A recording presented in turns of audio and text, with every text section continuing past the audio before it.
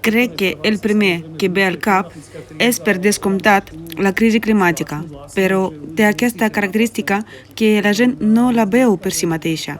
Així que ens donen unes estadístiques en què alguns científics diuen que alguna cosa ha augmentat a 1,8 graus, altres diuen que 2 graus i mig. No tothom veu això com una amenaça. Potser, per exemple, el que pot ser més important és que vam poder identificar un alt percentatge d'anticontraceptius i fàrmacs als peixos i altres criatures que viuen als nostres rius a Eslovàquia. La contaminació química, ja sigui deguda a aquests medicaments o altres agents farmacòlegs, ja és tan important que canvia el sexe dels peixos. Si això no sacseja l'home, llavors realment no sé què podrà sacsejar-ho. El moviment ecologista mundial va sorgir a l'època en què es van veure per primera vegada imatges de la Terra des de la superfície de la Lluna.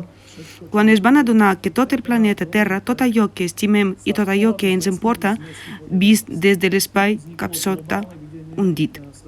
Va ser llavors quan va sorgir una visió global i de cop i volta la humanitat es va adonar que tot a la Terra està interconnectat, que no estem separats per les fronteres dels estats nacionals, sinó que tots estem connectats pel clima, estem connectats per les aigües subterrànies, els rius, els corrents de vent, la propagació de llavors entre els boscos, etc. Així que el problema és global i planetari, i les solucions han de ser globals i planetàries. No dic que hàgim d'oblidar la nostra nacionalitat o el nostre estat.